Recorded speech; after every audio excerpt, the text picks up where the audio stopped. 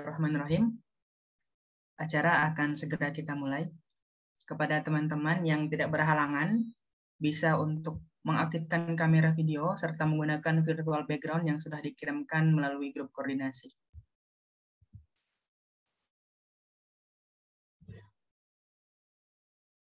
Bismillahirrahmanirrahim. Assalamualaikum warahmatullahi wabarakatuh.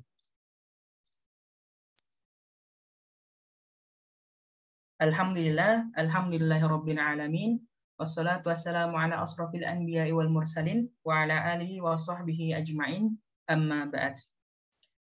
Baik, puji syukur kehadirat Allah Subhanahu wa taala, Tuhan semesta alam, karena atas berkat rahmat serta karunia-Nya lah kita dapat diberikan kesempatan dan juga kesehatan sehingga kita dapat kembali berkumpul dan juga mengikuti acara webinar Syiar Kajian Kedokteran Islam yang pertama dengan mengangkat tema melatih kecerdasan dalam perspektif neurologi dan Al-Quran. Salawat serta salam tak lupa kita haturkan setinggi-tingginya kehadirat junjungan kita Nabiullah Muhammad SAW beserta para sahabat serta seluruh pengikutnya. Baik, perkenalkan saya Muhammad Saifullah selaku Master of Ceremony yang akan memandu acara pada malam hari ini. Sebelum memulai, izinkan saya untuk membacakan tata tertib serta susunan acara pada malam hari ini. Yang pertama, untuk tata tertib peserta, 1. Meluruskan niat untuk mendapatkan ilmu yang barokah dan mengharap ridha Allah Subhanahu wa taala. 2. Peserta dapat mempersiapkan catatan dan juga alat tulis dan mencatat ilmu yang didapat pada hari ini. 3. Rename nama Zoom dengan format berikut, yaitu asal instansi ataupun asal kota _ nama asli. Kepada peserta yang belum rename nama sesuai dengan format, dapat di-rename terlebih dahulu. 4. Peserta sangat diharapkan untuk menyalakan kamera video selama agenda berlangsung, serta menggunakan virtual background yang telah diberikan panitia dan juga background monokrom atau sejenisnya untuk pengakses via HP. Yang 5, peserta dapat menyampaikan pertanyaan melalui kolom komentar di Zoom dengan menuliskan nama dan pertanyaan yang akan diajukan pada prasesi diskusi, atau nanti dapat menggunakan fitur raise hand saat sesi diskusi dimulai. Moderator akan mempersilahkan peserta untuk menghidupkan mic serta mengajukan pertanyaan kepada narasumber. Dan jangan lupa teman-teman, 1 penyanyi terbaik dan juga 1 pertanyaan yang terbaik itu akan mendapatkan door prize dari panitia. Terakhir, peserta dimohon agar tetap berada di ruang Zoom hingga acara selesai, serta dapat mengisi presensi dan juga form pre ataupun post test untuk mendapatkan sertifikat. Selanjutnya untuk susunan acara. Adapun susunan acara pada hari ini dimulai dengan pembukaan, lalu dilanjutkan dengan pembacaan ayat suci Al-Quran, lalu pembacaan dan juga perkenalan CV moderator, dilanjutkan dengan pretest, lalu pembacaan CV pemateri, penyampaian materi, sesi diskusi, penyerahan sertifikat, post test, lalu pengumuman pemenang door prize dan juga dokumentasi serta penutup. Baik, tanpa berlama-lama, marilah kita memulai dan juga membuka kegiatan dan juga acara pada malam hari ini dengan membaca basmalah. Bismillahirrahmanirrahim. Baik, melanjutkan ke acara selanjutnya, marilah kita mendengarkan lantunan ayat suci Al-Quran yang akan dibacakan oleh Saudara Fajar Sairofi. Kepada Saudara Fajar Sairofi, waktu dan layar saya persilahkan.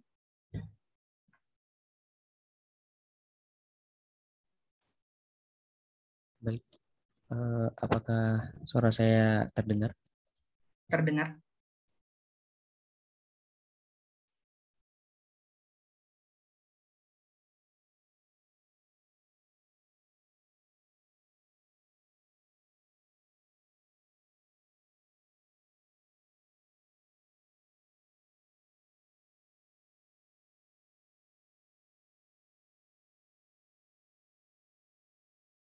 Oke. Assalamualaikum warahmatullahi wabarakatuh. Waalaikumsalam warahmatullahi wabarakatuh. أعوذ بالله من الشيطان الرجيم بسم الله الرحمن الرحيم والله أخرجكم من بطون أمهاتكم لا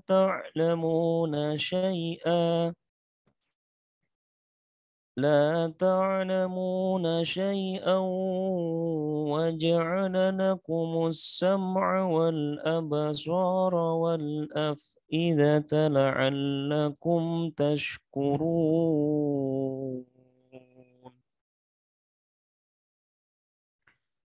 ألم يروا إلى الطير مسخرات في جو السماء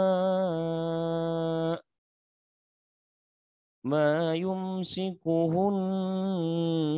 إلا الله إن في ذلك لآيات لقوم يؤمنون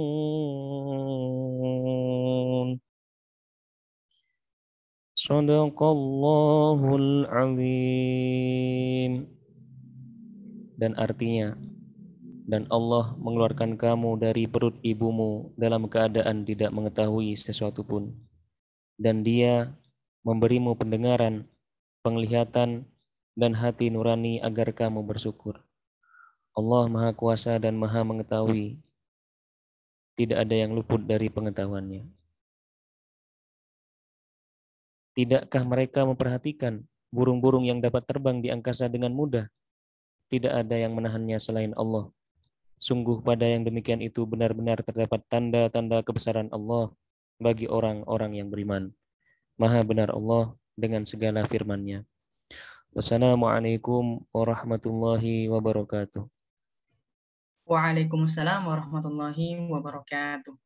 Shadaqallahul azim. Semoga yang membaca serta yang mendengarkan lantunan ayat suci Al-Quran pada malam ini dapat mendapatkan berkah serta pahala dari Allah Subhanahu wa taala. Baik, teman-teman, sebelum kita lanjut ke acara selanjutnya, saya ingatkan kembali kepada teman-teman yang belum mengaktifkan kamera video dapat mengaktifkan serta menggunakan virtual background yang sudah kita kirimkan via grup koordinasi.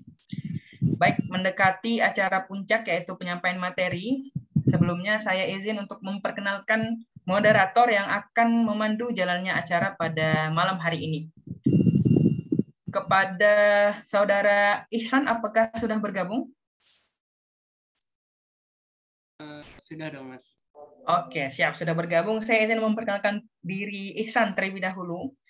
Ya, bisa dilihat ya teman-teman di layar atas nama Muhammad Ihsan Nabil Fadlur Rahman. Untuk kontak dan juga email beliau dapat diakses pada tampilan berikut. Lalu pertama untuk riwayat sekolah beliau, bersekolah di SDIT Al-Hijrah Medan, lalu dilanjutkan SMP di Yogyakarta dan juga SMA di Purbalingga. Lalu sempat menempuh pendidikan teknik elektro di Universitas Sumatera Utara selama setahun dan sekarang menjadi salah satu mahasiswa kedokteran di Universitas Andalas Padang. Selanjutnya untuk skill beliau bisa dilihat desain, editing video dan juga kepenulisan, dan juga kita bisa lihat pengalaman yang sudah beliau ukir selama menjadi mahasiswa. Pernah menjadi section editor pada Jurnal Ilmu Kesehatan Indonesia, pada BMKM FK Unan pernah menjadi sekretaris Broka, lalu menjadi anggota serta ketua umum daripada FSKI BMKM FK Unan, serta menjadi staf KKIA, baik itu di Full FK DEW 1 serta Dewan Eksekutif Pusat Full DFK Indonesia. Baik, tanpa berlama-lama lagi, karena sudah hadir di tengah-tengah kita, moderator kita, Saudara Ihsan, kepada Saudara Ihsan, waktu dan layar saya persilahkan untuk memandu acara pada malam hari ini. Syukran jazakumullah khair atas pengenalannya ya Akh Saiful yang tidak kalah luar biasanya.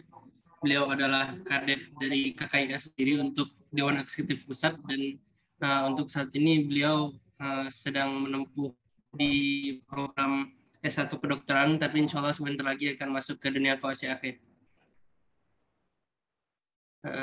Baik, selanjutnya kita akan masuk ke sesi selanjutnya, yaitu tadi kayaknya belum ada ya prioritas ya, karena kita akan menguji terlebih dahulu nih sampai sejauh mana sih pengetahuan teman-teman tentang tema kita hari ini, yaitu melatih kecerdasan dalam perspektif neurologi dan Islam. udah sejauh mana pengetahuan teman-teman, dan dengan pengetahuan itu nanti kita akan evaluasi lagi nih ketika di akhir. Mungkin sebelumnya kita akan lakukan pretest terlebih dahulu kepada panitia, mungkin bisa disilahkan untuk mengirimkan link pretestnya di chat. Dan untuk pretest ini diberi waktu ya teman-teman, yaitu 3 menit insya Allah. Dimulai dari, mungkin bisa di-share kembali.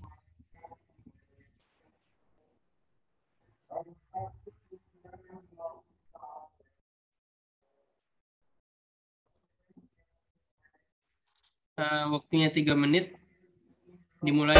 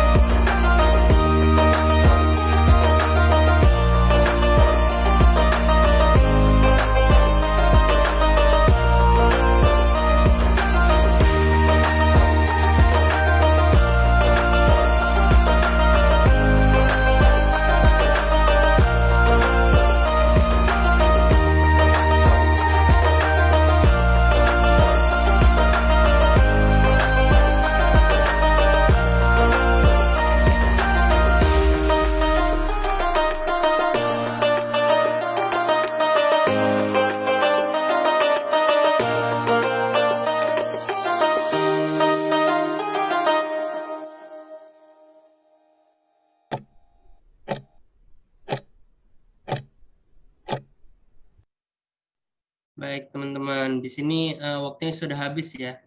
Dan itu waktu untuk pengisian pretest, yang mana itu juga salah satu syarat untuk mendapatkan sertifikat. Di sini kita langsung masuk ke acara selanjutnya, yaitu pembacaan CV pemateri kita di sini. Karena katanya kalau tak kenal maka tak sayang, kalau tak sayang maka ta'aruf dulu, gitu kan.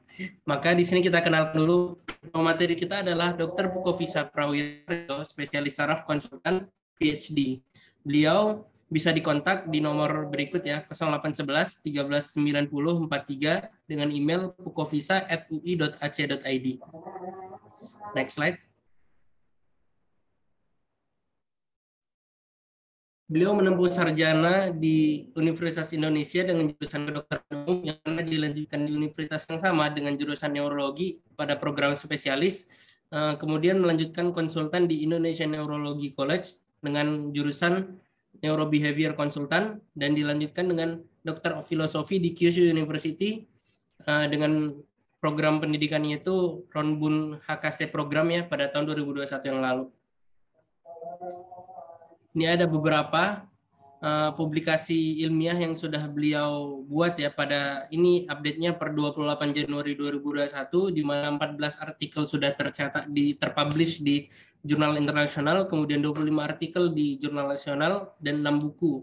Kemudian poster ilmiahnya ada 15 poster di konferensi internasional, 8 poster di konferensi nasional, dan merupakan staf di neurologi FKUI, RSCM, RSUI, yang mana beliau adalah dosen di FKUI, kemudian adalah bagian dari MKEK ID dari 2009 hingga sekarang, dan juga merupakan researcher atau peneliti dari Kyushu University.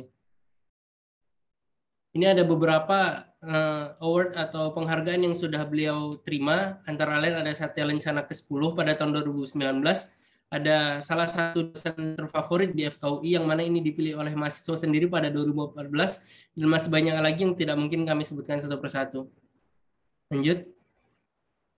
Nah, ini adalah beberapa publikasi yang bisa dilihat sambil lalu saja, karena kalaupun disebutkan satu persatu, maka habis waktu kita untuk pembahasan tersebut. Mungkin di sini Ana ingin menyapa dahulu Dr. Pukovisa. Dokter, apa kabar, Dok? Baik, alhamdulillah, masya Allah. Maaf, terlambat tadi masuknya. Ya, enaknya kita manggil apa nih, Dok? Manggil Mas aja lah, biar kelihatan muda. Itu dokter aja ya. Udah lah. Karena beliau ini ilmunya, masya Allah. Apa masya Allah, biasa aja. Gimana, Dokter? Kira-kira sudah siap nih, Dok, untuk memberikan materi ke kita nih? Aku tergantung MC aja. MC menyuruh nggak berani. Masya Allah. Baiklah, tanpa berlama-lama lagi, kita bisa mulai langsung ke materi ya. Dengan materi melatih kecerdasan dalam perspektif neurologi dan Al-Quran kepada Dr. Pukovisa. Waktu dan layar disilakan. Bentar ya, saya butuh waktu buat ini, synchronize. Oke.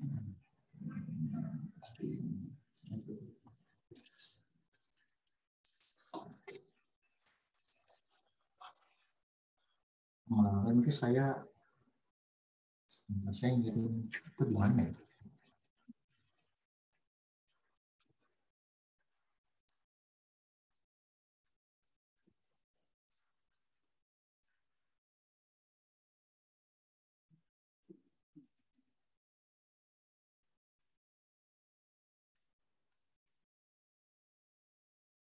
Bentar ya.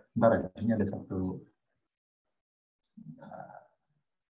Tadi udah ngomong disuruh MC harus taat lagi, sekarang malah minta waktu. Ya, tidak apa, Dok, tidak apa. Mungkin teman-teman di sini juga bisa sambil mempersiapkan catatannya ya. Ya, boleh. Siap. Itu hewan buruan, dan catatan itu untuk mengikat hewan buruannya. Apalagi ini adalah materi dari Dr. Pukovisa, insya Allah ini sangat bermanfaat ya, Dok ya. Insya Allah.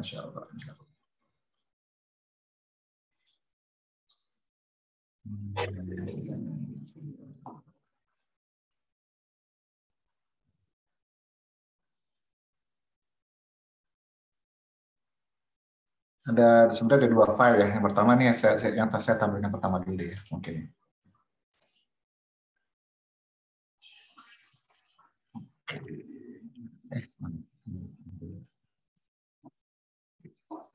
Ini kelihatan nggak file? Sudah kelihatan, Dok. Baik, assalamualaikum warahmatullahi wabarakatuh. Alhamdulillahilladzi hadana li hadza wa ma kunna linahtadiya laula an hadana. Asyhadu an la ilaha illallah wahdahu la syarika lah wa asyhadu anna Muhammadan abduhu wa rasuluh. Allahumma shalli wa sallim ala sayyidina Muhammad wa ala alihi wa sahbihi wa man tabi'ahum bi ihsan ila yaumil qiyamah, amma ba'du. Baik, teman-teman sekalian yang dirahmati Allah Subhanahu wa taala, kita bersyukur kepada Allah takdirkan kita berjumpa bersua untuk mengkaji sains dengan Quran ya, insya Allah. Jadi salah satu ilmu sains ini adalah yang saya geluti, yaitu bidangnya itu neuroscience, yang kalau di kelompok dokternya itu mungkin neurologi ya. Jadi kalau di luar itu neuroscience itu menjadi melting pot atau bertemunya banyak ilmu-ilmu tradisional yang sudah sudah cukup matur ya, seperti kedokteran, terus bidang computational ya, atau teknik ya, engineering dan seterusnya, matematika. Akhirnya belajar tentang neuroscience juga. Misalnya kalau di matematika itu ada neural model ya, atau neural network ya, gitu ya. Kalau di engineering itu ada neural engineering.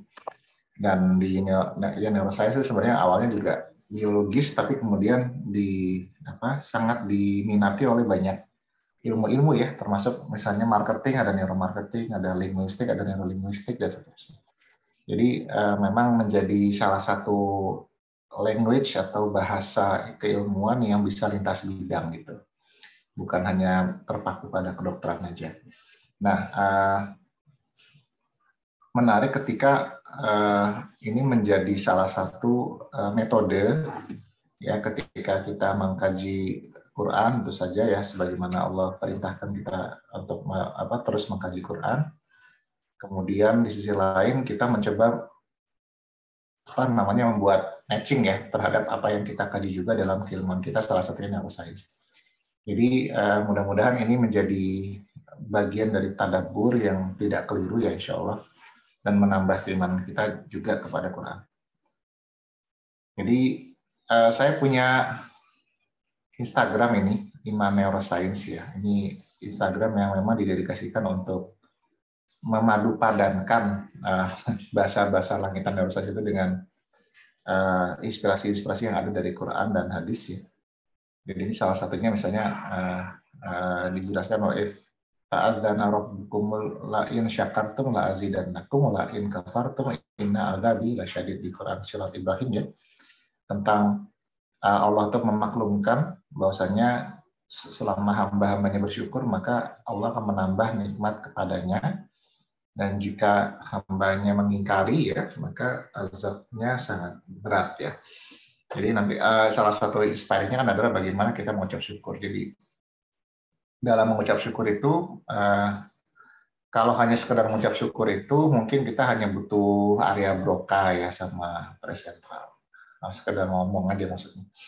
Tapi ketika mengucap syukurnya itu dengan penuh refleksi dan penuh kesadaran yang tinggi, maka area otak yang bekerja bukan hanya itu ya, tapi kita menghitung nikmatnya Allah dulu gitu ya, walaupun kita tidak akan bisa menghitungnya, tapi upaya menghitung itu kan mengaktifkan korteks bagaimana menghitung, analisis dan seterusnya. Dan ketika kita mencobanya tidak bisa, kemudian kita mensyukuri dari hal tersebut gitu ya. Saking banyaknya nikmat yang Allah berikan kepada kita. Meskipun mungkin ada beberapa hajat kita yang belum kunjung tiba ya, mungkin kita sudah doakan, kita sudah pintakan kepada Allah tapi belum tiba. Tetapi di balik itu kita perlu sadar juga bahwa begitu banyak nikmat Allah Subhanahu wa taala yang tidak terhitung ya. Kalau kita mau menghitung jumlah ATP, berapa jumlah ATP yang bekerja dalam diri kita detik ini gitu, itu sulit sekali.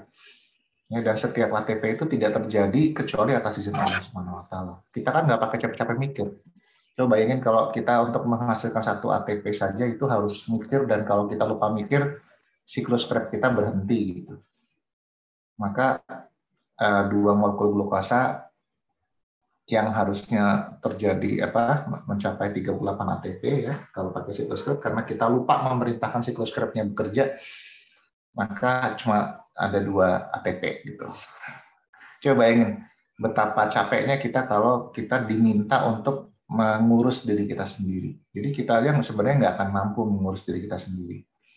Coba bayangin ketika kita lupa, maka makanan yang kita makan tidak masuk sesuai dengan sunnatullah, bahwasanya dari mulut ke kerongkongan, kerongkongan ke lambung, lambung ke duodenum gitu ya, terus ke yeyunum, ileum dan seterusnya. Bayangkan ketika kita lupa sedikit, dia refleks gitu. Dari duodenum bisa balik ke lambung, kembali ke kerongkongan dan seterusnya. Jadi semuanya harus dipikirin dulu. Gerak peristaltik tuh kalau dilupain nggak gerak gitu, ususnya. Coba ini. Kita kalau ngurusin begituan kayaknya nggak punya waktu ngurusin full DFK gitu ya. Ngurusin LDFK, ngurusin kerjaan, ngurusin segala macam juga susah ya. Kalau kita lupa nafas, kemudian kita tidak bernafas, itu kan kacau juga. Jadi artinya betapa begitu banyak kemewahan yang Allah berikan kepada kita yang kita mungkin selama ini taken for granted. Ya. Tapi kalau kita paham bahwasanya saraf-saraf otonom kita bekerja, ya, mengatur semuanya, banyak yang otomatisme ada dalam organ kita nggak perlu capek-capek mikir. Kita nggak perlu capek memikirkan pH darah kita itu bisa distabilkan di angka 7, sekian gitu ya. Nggak perlu memerintahkan bikarbonat itu disintesis dengan jumlah yang cukup dan seterusnya. Jadi begitu banyak yang Allah berikan kepada kita. Dan kita bersyukur sebenarnya karena kita duduk di bangku yang membuat kita tuh lebih bisa menghitung nikmat Allah. Meskipun tidak akan bisa menghitung juga karena Allah sudah jamin ya. Jika manusia itu mencoba menghitung nikmatku, maka tidak akan mampu, ya kan gitu ya kurang lebih. Nah, tapi upaya menghitung itu penting dilakukan supaya kita memahami begitu banyak nikmat yang Allah berikan kepada kita. Dan ini agak berbeda dengan misalnya teman-teman yang mungkin mengambil fakultas yang lain gitu ya. Yang mungkin ya maksudnya sebenarnya sih dia belajar juga ya, ilmu Allah juga tersebar di mana-mana, maksudnya di alam ya, ada mungkin yang mengambil geografi dan seterusnya, ada yang mengambil biologi, mungkin di luar human being ya, misalnya yang dipelajari, tentu bisa refleksi menuju Allah juga. Tapi ketika kita mengkaji diri kita sendiri sebagai manusia ya, Homo sapiens itu, dengan segala keunikan dan keruwetan sel, proses enzimatik, proses sintesis protein, dari DNA menuju ke yang lain ya, sampai ke ribosom, sitosol, mitokondria dan seterusnya, dan seluruh organel sel, maka itu kita menghimpun itu. Jadi kualitas bersyukurnya anak FK tuh nggak boleh sama dengan kualitas bersyukurnya anak yang lain. Jadi ketika kita mengucapkan alhamdulillah tuh kalau bisa ada bersitan kita mensyukuri minimal satu organ lah. Jadi maksudnya ada refleksi atau ada mind wandering atau kayak semacam pengembaraan pemikiran ketika kita mengucapkan alhamdulillah itu adalah satu organ nikmat itu yang kita coba proyeksikan dalam benak kita untuk didalami untuk disyukuri, dan kemudian ketika mengucapkan alhamdulillah tuh jadi ada getaran dalam hati. Jadi nggak sekedar jadi mantra gitu. Mengucapkan alhamdulillah tuh bukan sekedar jadi karena habis sholat itu disunahkannya 33 kali terus ya udah just so be it gitu. Jadi harus ada bedanya zikirnya anak FK dengan zikirnya yang lain gitu. Zikirnya seorang dokter dengan zikirnya yang lain itu harus ada bedanya. Karena kita dianugerahi kesempatan membaca Sherwood, membaca Ganong, Gaitan, kalau penyakit dalam Harrison gitu ya, dan seterusnya. Yang kesempatan itu tidak didapatkan dengan orang-orang lain gitu. Kita sangat paham fisiologi jantung, fisiologi saluran cerna dan seterusnya. Ketika kita membayangkan berlelah-lelah belajar di situ dan kemudian mampu membawa pelajaran itu bukan hanya sekedar target untuk dapat nilai IP gitu ya, tapi betul-betul dibawa ke dalam perasaan dan dihayati. Salah satunya minimal itu ketika kita misalnya sholat ya, ketika kita misalnya zikir, bawalah textbook kita itu dalam salat kita, dalam zikir kita, untuk lebih memaknai apa yang kita lisankan gitu. Ya, misalnya ketika alhamdulillah itu kita coba bayangkan satu nikmat yang Allah berikan. Ya. Gitu, kurang lebih. Jadi ketika itu terjadi, maka sebenarnya yang aktif itu bukan hanya broca dan presentral, negerius presentral, tapi seluruh konteks. Karena kita pakai kalkulasi di situ, analisis yang mendalam di sana, merefleksikan diri di sana, kita mengatur limbic system kita supaya kita jadi tenang, kita menjadi tunduk taat kepada Allah gitu ya. Jadi semuanya dipakai. Visual sistem kita di oksipital kita gunakan ya. Ketika sholat itu memandang sajadah, tapi kemudian pikirannya itu terbang untuk memaknai lebih dalam apa yang kita lisankan. Jadi sebenarnya kalau saya pernah ditanya tuh ya, waktu itu ngasih pengajian di mana ya, pokoknya mahasiswa Australia, gimana caranya bikin sholat khusyuk dan terpisah dari neuroscience. Aku bilang manusia itu nggak mungkin akalnya itu dibelenggu, nggak bisa. Di saat apapun tuh nggak bisa. Nah, jadi pengembaraan akal itu pasti terjadi di semua event, ya, termasuk sholat. Nah, yang membedakan orang khusyuk atau tidak itu bukan satu tidak mikirin apa-apa, gitu ya, kosong gitu ya. Misalnya bicara subhanallah, subhana rabbiyal azim gitu dengan tatapan kosong dan pikiran kosong, nggak akan terjadi, nggak ada manusia yang kayak gitu. Ya. Nah, yang mungkin adalah mengembara. Tapi mengembaranya yang beda adalah orang khusyuk dengan yang tidak adalah pengembaraannya orang yang khusyuk itu direlevansikan dengan apa yang dilisankan. Jadi pengembaraan pikiran itu pasti ada, nggak mungkin ditahan. Jadi teman-teman ada nggak di sini yang sholat tuh pikirannya kosong gitu? Ada nggak? Maksud saya ruku cuma subhanallah rabbiyal azim wa bihamdi, udah nggak mikir apa-apa gitu, kosong blank gitu. Pasti nggak mungkin dataran sama saya. Pasti coba di sini yang kayak gitu hebat banget, itu bukan manusia, itu mungkin malaikat. Kalau manusia itu nggak mungkin. Salah satu keunggulannya manusia itu adalah mind wandering, itu yang nggak dimiliki makhluk Allah yang lain. Kemampuan pengembaraan pikiran. Itu yang kecerdasan manusia itu jauh di atas rata-rata, di atas banyak makhluk Allah yang lainnya, setidaknya sudah terindra lah di hewan dan seterusnya. Jadi nggak mungkin pikiran itu dibelenggu, termasuk dalam sholat. Jadi ketika yang membedakan khusyuk atau tidak itu bukan karena yang khusyuk itu nggak punya pikiran gitu, cuma sekedar konsentrasi pada ucapan, nggak begitu. Tapi bagaimana ketika mengucapkan subhana rabbiyal azim wa bihamdi, kita memaknai azim atau agung itu mungkin kita refleksikan dengan apa misalnya? Dengan keagungan Allah menciptakan organ jantung misalnya, contoh begitu. Dengan segala atribut jantung yang kita sudah kenali dan kita dalami gitu misalnya. Atau mungkin nggak satu organ, avenot aja misalnya, avenot gitu. Nah, gitu-gitu. Ya. Nah, jadi itu khusyuk itu begitu. Khusyuk itu adalah bagaimana merelevansikan pengembaraan pikiran itu dengan apa yang sedang kita lisankan. Dalam bentuk penghambaan kepada Allah tentu saja, orientasinya kan begitu. Ini nggak mungkin dikekang gitu, kita cuma mikir terjemahannya doang, saya sebenarnya aja cuma dalam paket kita cuma terjemahannya Maha Suci Allah yang Maha Agung, gitu nggak mungkin begitu. Nggak ada manusia yang kayak begitu. Gitu. Nah, jadi khusyuk itu demikian. Ini kemana-mana yang ngomongin. Nah, terus berikutnya di sebagai inspirasi di Al-Baqarah 152, Fadkuruni azkurkum washkuruli wala takfurun, ya. Jadi maka ingatlah kepada Allah, ya. Maka Allah akan ingat kepada kita, kan begitu ya. Bersyukurlah kepada Allah dan janganlah engkau ingkar kepada Allah. Nah, jadi bagaimana kita memenuhi ingat kepada Allah, ya, kan? Maka ingatlah kepada aku, fadkuruni azkurkum, kan gitu ya. Kita harus penuhi semua regio otak yang untuk mengingat itu, ya, hanya isinya itu Allah gitu.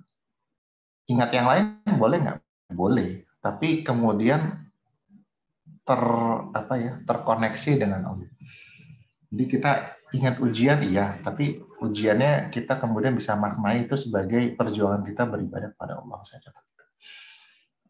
Ingat konten pelajarannya, ingat, tapi kemudian konten pelajarannya itu kita kemudian niatkan untuk lebih bisa memaknai keagungan Allah. Jadi penuh sistem memori kita itu, sirkuit Papez, mesial, temporal, bilateral, ya, dan seterusnya itu dengan Allah gitu. Kalamnya atau kata yang harus selalu ada di sana adalah Allah SWT. Boleh nggak ingat yang lain? Boleh. Jadi ingat full DFK boleh, tapi kemudian di balik itu orientasinya Allah SWT. Jadi ya. Oke.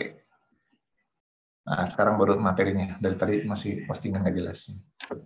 Neuroscience itu apa sih? Adalah ilmu yang mengembangkan pemahaman mendalam bagaimana lebih dari 85 miliar sel saraf ya dari sel manusia di otak manusia itu terbentuk, tumbuh dan berhubungan membentuk salah satu sistem yang paling kompleks ya. Dan sampai hari ini fisiologi dari otak itu masih dalam penelitian. Beneran ini belum selesai. Sampai hari ini jurnal-jurnal di level Nature dan seterusnya itu masih mempublikasi bagaimana otak itu misalnya memahami satu bahasa misalnya atau language model. Coba bayangin. Ilmu yang lain, jadi organ yang lain itu relatif sudah selesai difahami manusia. Relatif sudah selesai. Penelitian-penelitian yang ada itu lebih ke catatan kaki dari apa yang sudah ada. Ini pendapat saya ya, mungkin bisa jadi salah. Dr. Fica kan karena neuro aja nih sosokan apa gitu, promo gitu. Enggak promo juga, tapi beneran. Ini maksudnya relatif kita sudah selesai memahami paru, jantung, hepar, lien, usus gitu ya. Relatif sudah selesai. Ya, relatif sudah selesai. Dari sisi fisiologi ya. Paling kalau misalnya ditemukan misalnya ada molekul apa atau enzim apa seterusnya itu catatan kaki dari itu. Jadi kayak adendumnya, kayak memang memper itu. Tapi di otak belum. Di otak itu bahkan untuk memaknai misalnya consciousness ya teman-teman misalnya bisa googling salah satu teori yang paling sering yang paling bisa diterima walaupun itu juga rumit dan banyak yang menentang juga tentang kesadaran ya consciousness itu misalnya dia diungkapkan dari Theory of the Integration Informative Theory IIT ya dari Giulio Tononi dan Christoph Koch gitu misalnya itu rumit banget itu dia bahkan sampai bikin rumus matematikanya pakai berapa kali integral gitu susah banget aku dia nggak paham tuh jurnal yang udah bicara tentang rumus matematika saya nggak paham tapi ketika menjelaskan tentang deskriptif gimana neural networknya segala macam ya karena banyak belajar tentang otak ya ngerti dikit lah gitu. Nah jadi itu aja masih banyak diperdebatkan. Jadi bagaimana orang menjelaskan kenapa orang itu sadar. Itu aja diperdebatkan ini sekarang. Kalau dulu kan kita teori klasiknya Aras ya. Aras. Itu yang terkenal. Tapi udah ditinggalkan. Kenapa harus ditinggalkan? Kamu tahu nggak kenapa? Contoh misalnya. Teori Giulio Tononi ini lebih bisa menjelaskan kenapa orang sakaratul maut itu masih bisa ditalkin. Kan udah nggak sadar tuh. Harusnya nggak bisa dong. Ngapain ngasih talkin orang yang nggak sadar? Percuma kan? Udah nggak usah ditalkin. Tapi syariatnya Nabi itu mau meninggal tuh ditalkin. Nah itu bisa dijelaskan sama integrative informative theory of Tononi itu. Jadi ternyata kesadaran pada auditorik itu paling lama hilang kalau dalam proses mati batang otak yang apa istilahnya itu tekanannya herniasi itu paling lama hilang itu stimulasi auditorik kesadaran terhadap auditorik kesadaran terhadap visual udah hilang kesadaran tetap diri sendiri udah hilang kesadaran auditorik itu karena dia ditopang sama saraf lafan itu agak bawah jadi dia store supresinya agak jauh jadi indera yang paling bawah itu kan auditorik ya.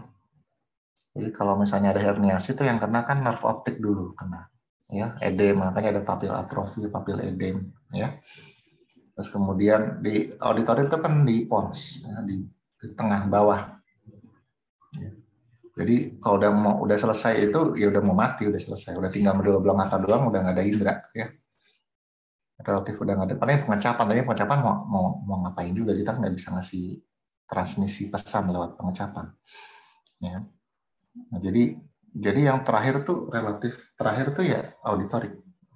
Yang selesai terakhir tuh auditorik. Ya gitu. Kalau Aras nggak bisa, dia teorinya tuh gross, jadi sekali shutdown semua. Padahal nggak gitu. Ini ada orang yang nggak sadar, tidur dia masih bisa dengerin orang. Gitu. Kan beda. Ya ada beberapa yang kayak gitu kan, misalnya masih kita tidur, kita mungkin itu, tapi kita bisa dengar itu ada pintu dibuka dan seterusnya. Jadi tentang itu aja masih ada. Jadi ada orang yang masih mengirimkan postulat teori tentang kesadaran, teori tentang language model itu di tahun-tahun 2020-an masih ada. Itu diterbitkan juga di jurnalnya Nature dan seterusnya, jurnal mewah lah. Jurnal-jurnal paling top kan Nature itu dan seterusnya. Jadi tentang fungsi otak itu belum selesai. Manusia tuh kita tuh belum selesai belajarnya. Teori-teori klasik yang ada tuh ya yang widespread yang secara luas di ini aja, diimani atau ya orang udah sepakat lah gitu. Tapi nggak gitu juga, nggak semudah itu. Maksudnya kayak teori bahasa tuh jangan dipikir bahasa tuh cuma sekedar broca, wernicke, plus arkotus, enggak. It's not that kind of easy gitu. Enggak, sama sekali enggak. Apalagi kalau nanti bahasa yang dimaksud bahasa sekaligus memahami peribahasa, nggak bisa. Nggak bisa itu doang. Regionnya itu banyak dan kompleks dan rumit. Jadi sampai hari ini otak itu adalah satu-satunya organ, pendapat saya ya, yang belum selesai, belum khatam manusia itu memahami. Belum khatam, belum selesai. Makanya neuroscience itu penting. Dan manusia itu terdiri dari 86 juta sel saraf, dan kalau kita bentangkan asal dan juta itu 850.000 kilometer. Itu mengalahkan Sabang sampai Merauke. Kalah itu. Nusantara tuh kalah panjang sama otak kita sendiri. Ya. Dan komunikasinya lewat transmitter ya, kimiawi, dan juga terjadi listrik potensial aksi ya, dengan sirkuit saraf yang begitu kompleks untuk mendukung masing-masing fungsi. Ya. Dan yang penting juga adalah pengalaman membuat struktur otak ini banyak sekali, termasuk penelitian saya sendiri. Saya meneliti tentang adiksi pornografi, remaja-remaja yang sering nonton porno itu, otaknya beda sama remaja yang kita nggak dapat yang naif sih, tapi ya, yang jarang nonton porno. Beda. Ada jurnal saya udah terbit, silahkan dibaca. Volume prefrontalnya mengecil 4%, kemudian konektivitas antara hipokampus kepada anterocingulate cortex-nya berubah gitu ya. Jadi pengalaman itu merubah. Jadi otak itu memang ditumbuh kembangkan.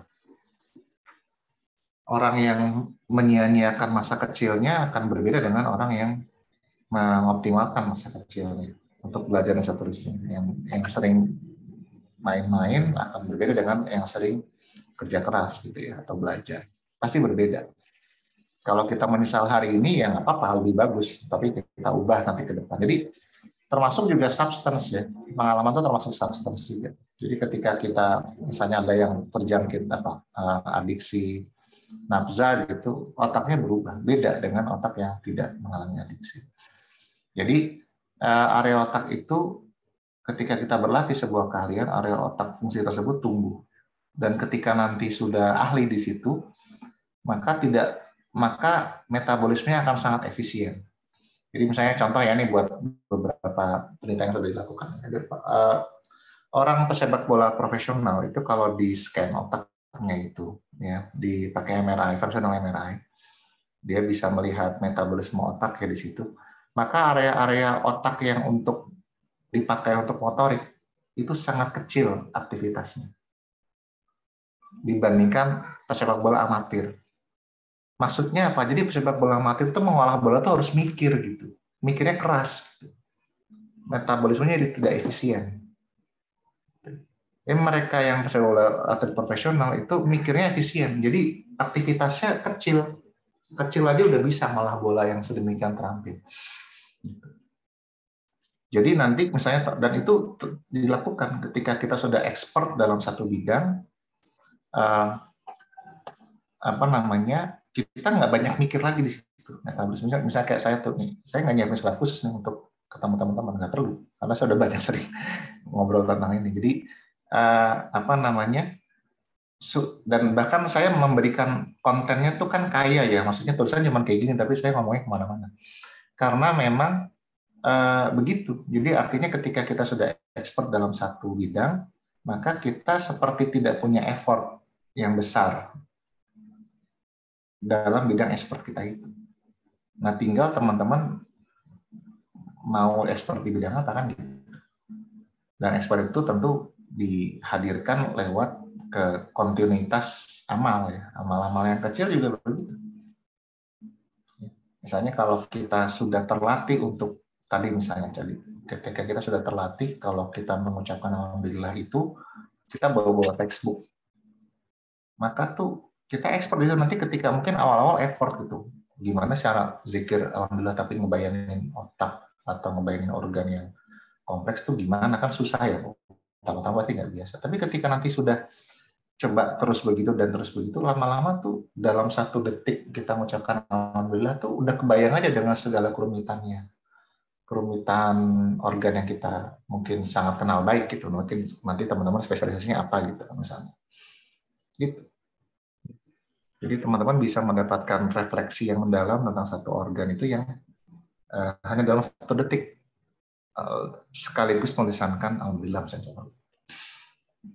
Nah itu namanya, dan sebaliknya kalau satu area otak tidak banyak dipakai maka area tersebut menyusut. Ini adalah kita sebut sebagai neuroplasticity ya. Jadi kita terus-menerus setiap harinya tuh men-shape up, membuat shaping up otak kita. Mau diisi apa? Otak kita mau berkembang di mana dan susut di mana. Kalau jadi kaum rebahan nggak ngapa-ngapain ya susut semua. Gitu. Jadi kalau misalnya kita do many things, kita berusaha menjadi expert di 1 bidang, 2 bidang, dan seterusnya, maka mudah-mudahan terus berkembang ya, dan minim yang menyusut. Nah, fungsi otak itu macam-macam ya. Dan sampai kemudian berpikir, bermimpi, berimajinasi ya, membuat visi jangka pendek sampai jangka panjang, begitu itu otak. Nah, ini postingan lagi ya. Ini tinjauan Quran dengan hadis dan Quran ya. Misalnya dijelaskan dalam surat Al-Muzammil, wa rattilil Qur'ana tartila. Jadi kalau baca Quran ini, ya maksudnya ini ya mungkin nggak langsung menjawab tema hari ini ya, sorry agak out of the topic. Jadi kita tuh kalau baca Quran itu kenapa dianjurkan tartil? Tartil itu ya kalau kita cari di Wikipedia itu artinya slow measure rhythmic tones ya. Jadi iramanya itu pertengahan, nggak terlalu cepat, nggak terlalu lambat. Kalau gitu kemudian dibuat dalam skala hertz itu sekitar 7 sampai 13 hertz kurang lebih. Ya, dari berbagai qiraat itu kurang lebih segitu. Nah, 7 sampai 14 hertz itu 7 sampai 13 hertz itu adalah gelombang alfa. Dan gelombang alfa itu adalah gelombangnya kewaspadaan. Jadi ketika kita baca Quran itu meningkatlah konsentrasi dan kewaspadaan kita, harusnya begitu. Kalau baca Qurannya tartil, tapi kalau baca Qurannya nge-rap ya jadi gelombang gamma gitu ya, delta, theta gitu ya. Nanti kacau itu kan lebih nanti ke arah justru anxiety gitu ya. Jadi harus baca Quran itu jangan nge-rap, walaupun misalnya ini target one day one juice gitu. Kita waktunya dikit. Jus cuma 3 menit gitu misalnya, ada yang bisa. Maka nggak dapat itu esensinya di adab dari baca Qurannya, warattilil Qur'ana tartilanya nggak dapat. Gelombang alfanya nggak dapat. Jadi Quran itu bisa membuat terapi ke kita. Coba bayangin kalau kita baca 1 juz dengan irama gelombang alfa mungkin sekitar 40 menit lah, 30-40 menitan kurang lebih. Ya, 1 juznya misalnya. Nah, kalau kita bisa membacanya segitu dengan tartila gitu ya, maka kita kan mendengarkan kan, minimal kita mendengarkan suara bacaan kita sendiri, atau kita mendengarkan orang lain juga boleh, nggak ada masalah. Ya kan, kata juga nanti kan adabnya juga ketika ada orang baca Quran itu kita dengerin ya. Nah, ketika orang itu membacanya dengan tartil atau kita sendiri baca dengan tartil, maka percayalah bahwasanya auditory stimulation itu akan merapikan gelombang otak kita. Jadi kalau yang tadinya misalnya kita lagi cemas ya di gelombang theta gitu atau gelombang beta ya. Kita misalnya lagi cemas karena dapat ujian biokim dapat 4 gitu misalnya baru diumumkan gitu ya, terus cemas. Dan gimana nih gitu ya. Nah, itu ketika baca Quran, gelombang otak yang cemas itu akan dinormalisasi ke alfa, akan dirapikan. Sehingga kita bisa kembali punya atensi yang terbaik. Jadi pasca baca Quran, kalau kita habis itu belajar atau apa, itu akan biasanya lebih bisa nangkep. Karena gelombang otaknya udah ditata. Biasanya kalau saya saja mencari nafkahnya salah satunya dengan terapi gelombang otak, itu serius saya lakukan, itu duit loh itu. Saya orang-orang cemas itu aku terapi gelombang otaknya, aku rapiin. Pakainya apa? Salah satunya auditory stimulation. Jadi kita atur auditory stimulation harus berapa yang kita mau ngasih dan gimana tekniknya. Tapi sebenarnya kita bisa melakukan itu sendiri. Makanya kenapa saya bisa ngomong ini, karena saya nyari nafkahnya dari situ. Jadi benar, kalau kita baca Quran dengan tartila, maka kita sebenarnya sedang menterapi diri kita sendiri. Kita merapikan gelombang otak kita itu, yang mungkin kemarin tadi lagi cemas, lagi banyak masalah.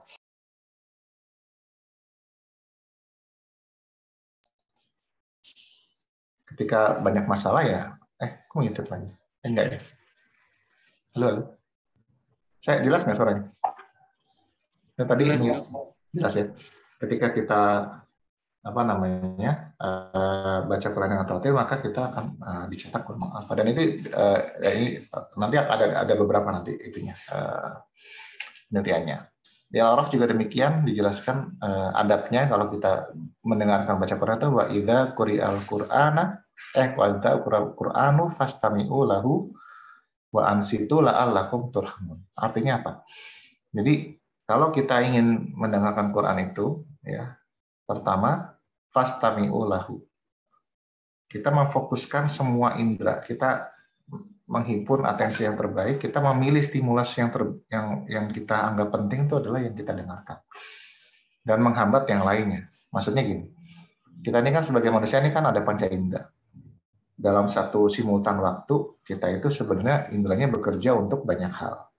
Kulit kita misalnya karena kita pakai baju, pakai jilbab gitu ya, akan tergesek dengan baju kita. Itu kan gesekan ini kan mempengaruhi korpuskula Meissner, Merkel dan seterusnya yang diantarkan ke otak juga kan. Lewat girus sampai ke girus postsentral gitu ya, di parietal. Kan gitu. Itu terjadi juga dalam satu waktu yang sama ketika kita kuliah di ruangan yang ber-AC, suhu dingin AC itu ditangkap oleh Ruffini kan Krauss ya korpuskula Krauss di kulit itu, dan kemudian dihantarkan sampai kemudian di girus postsentral juga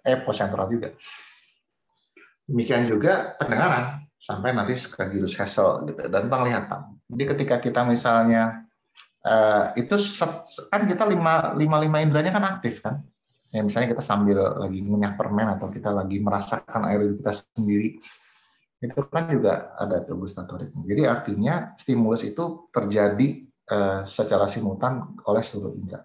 Nah, bedanya orang yang normal dan bisa fokus dengan orang yang misalnya katakanlah ADHD dan seterusnya, atau gangguan atensi yang ya apapun ya, termasuknya dengan seterusnya, itu adalah kita bisa memfokuskan, kita bisa memilih mana stimulus yang prioritas saat itu penting. Kita korbankan yang lain, kita inhibit yang lain. Jadi ketika kita sedang mendengarkan kuliah, kita kemudian tidak berkomentar atau tidak memikirkan deburan AC itu. Ketika kita lagi dengerin kuliah itu kita nggak, bahkan kita bisa menginhibit juga stimulus internal juga. Misalnya kita lagi udah mulai kebelet pipis sedikit misalnya, tapi kita tahu nih kuliahnya penting gitu. Itu kita bisa tahan, kita bisa inhibit stimulus internal itu. Ketika kita lapar, mungkin perutnya udah mulai kerucukan gitu ya, segala macam ya. Kita nyadar itu ada, tapi kita bisa inhibit itu karena kita tahu kuliah ini penting. Misalnya contoh gitu. Jadi di Quran surat Al-Araf ini Allah SWT tuh memberikan tips kalau kita mau belajar yang benar, itu gunakan atensi yang betul. Atensi itu adalah kita memprioritaskan betul satu stimulus atau multiple stimulus. Misalnya kan kata-kata kalau misalnya kuliahnya dipakai PowerPoint juga, berarti kan ada visualnya juga, tapi juga ada auditoriknya juga kan dalam satu paket pesan yang mau kita ambil. Nah, itu kemudian kita bisa konsentrasikan dan kita inhibiting the others, termasuk inhibiting the other visual and other auditory stimulation. Ketika misalnya dengerin kuliah terus kemudian ada teman sebelah ngobrol, bukan berarti kita abai, kita tahu ada suara juga di sebelah kita, tapi ketika kita tahu suara kuliah ini yang penting buat kita abaikan suara yang lain. Di lapang panah kita tahu tampilan PowerPoint ini yang penting, maka kita abaikan pemandangan lain meskipun kita lihat. Jadi itu attention itu di situ kuncinya. Ya, fastami'u lahu, kemudian wa'ansitu. Wa'ansitu adalah meminimalisasi gerakan motorik. Jadi nggak boleh banyak gerak kalau belajar, ya. Jangan malah break dance gitu, malah koprol. Mana kita belajar sambil koprol kan nggak masuk gitu. Atau sambil nari TikTok gitu ya, nggak akan bisa. Jadi belajar tuh memang harus standing gitu, firm gitu, satu posisi. Jangan gerak-gerak, jangan sambil gedek-gedek gitu, jangan gerak. Nggak bisa. Jadi pertama sensoriknya itu kita kuatkan ke satu stimulus. Yang kedua jangan banyak gerak. Itu refleksinya dari Quran surat Al-Araf itu. Ya. Yang berikutnya adalah pengembangan mental, tentu saja bisa, tapi yang relevan. Ya. Nah, efeknya contoh tadi ya, misalnya kalau otak dan maknanya ya. Ini buat contoh aja nih, misalnya studi dari Sabah Ahmed Yahya Al-Galal ya. Jadi ini ternyata Quranic recitation dibandingkan sama listening to music. Ini kalau nggak salah pakai, ada yang membedakan dengan Mozart. Oh, ini partial bell. Tuh, surat Yasin versus partial bells canon D major of classic music. Nah, ini ternyata lebih bisa gelombangnya lebih bagus dalam membaca mendengarkan bacaan Quran tersebut. 12% melawan 10% kurang lebih gitu ya. Nah, oke, itu aja kali ya. Nanti saya sebenarnya ada satu lagi, cuman waktunya muat nggak ya? Oh, ini paling satu nih. Ini saya pernah ditanya nih. Ada yang bikin IG live, terus kemudian saya dikutip apa yang saya kemukakan ya. Saya juga nggak nyangka itu ternyata mereka segitunya. Maksudnya ada quote yang kayaknya berkesan banget buat mereka gitu, terus kemudian mereka tulis gitu. Jadi ini memang kebetulan quote-nya waktu itu lagi tanya jawab ya. Tanya jawab. Jadi pas Q&A ada yang nanya, "Dok, saya pernah dengar ada orang yang menghafal Quran tapi kok masih siap gitu. Tapi hafal Qurannya jalan gitu. Program habisnya jalan. Itu gimana?" Nah, itu saya menjawabnya begini. Ternyata berkesan jawaban itu buat mereka, terus mereka jadi bikin quote-nya, terus kemudian dibikin di Instagram postingnya itu ada tuh yang di swipe ke kiri gitu. Nah, jadi kalau kita menghafal ya, itu sebenarnya kita hanya memakai sirkuit Papez termasuk mesial temporal seterusnya. Ya. Kalau menghafal doang, misalnya kita mau menghafal menghafal mantra gitu atau menghafal musik itu tuh gitu, yang nggak ada maknanya gitu ya, gitu. Kalau nggak pakai penghayatan dan nggak pakai juga rencana untuk ditindaklanjuti katakanlah gitu ya kan. Soalnya kan kalau iman itu kan harusnya taqriru bil lisan, tasdiqu bil qalbi wal amalu bil arkan gitu ya. Jadi harusnya kan integratif gitu ya. Makanya kan kalau di zaman Nabi itu ada beberapa kelompok sahabat yang dia hanya ingin belajar 10 ayat saja dari Nabi, kemudian nggak balik-balik lagi ke Nabi sampai mereka sudah menghayati dan mengamalkan. Baru balik lagi untuk minta tambahan ayat. Kan gitu kan, ada ya beberapa yang seperti itu. Nah, jadi kalau memang kita hanya sekedar menghafal, itu sebenarnya regio yang aktif itu cuma sirkuit papes dan mesial temporal. Ya, paling kalau misalnya kalau kita baca itu ya paling premotor ya, presentral buka, itu juga sholat juga begitu. Nah, sementara akhlak ya yang termasuk dalam hal ini kita menginhibit atau mencoba mencegah dari stimulus maksiat dan seterusnya, itu diatur di prefrontal. Diatur itu di prefrontal. Jadi kalau kita mau menghafal Quran tapi juga menghindarkan maksiat, itu jadilah hafiz. Hafiz itu kan sebenarnya dari akar kata Arabnya bukan penghafal, bukan, tapi penjaga. Beda loh, penghafal sama penjaga tuh beda. Penjaga tuh termasuk menjaga nilai-nilainya, menjaga hakikatnya, bukan sekedar menjaga teksnya. Ya, benar ya? Hafiz itu kan artinya menghafal, menjaga kan, bukan menghafal kan, bukan menghafal loh. Hafiz itu bukan menghafal. Jadi kalau program hafiz yang betul tuh bukan target hafalan saja tanda kutip, tetapi juga menjaga harusnya. Jadi buahnya tuh bukan hanya sekedar memori, tapi akhlak. Memori yang bekerja sebagai akhlak, bukan memori tok sekedar menyimpan teks aja gitu. Nah, gitulah mungkin sebagai pengantar. Sambil saya nyari satu PPT lagi, nanti kalau ada sempat nanti saya tayangin ya. Sekian, mungkin saya kembalikan kepada MC, kita masuk tanya jawab mungkin ya. Assalamualaikum warahmatullahi wabarakatuh. Waalaikumsalam warahmatullahi wabarakatuh. Terima kasih dokter atas penyampaian materi yang luar biasa. Selanjutnya kita akan masuk ke sesi tanya jawab kepada peserta. Silahkan untuk mengirimkan pertanyaannya via chat Zoom, mau PC ke Ana atau kalau bisa langsung aja di public di everyone. Atau kalaupun misalnya mau bertanya langsung kepada Dr. Pukovisa, bisa langsung raise hand agar bisa ditunjuk sehingga bisa bertanya langsung kepada sang dokter. Mungkin di sini ada pertanyaan yang masuk nih dok. Chat itu ya, chat ya. Ini yang di chat everyone nih dok, yang dari Devi kita asal dari Medan. Assalamualaikum warahmatullahi wabarakatuh. Izin bertanya dok, bagaimana sistem kerja otak saat kita tidur lalu bermimpi?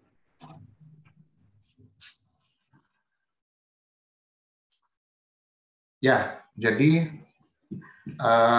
kalau kita tidur itu gelombang otaknya itu masih jalan ya.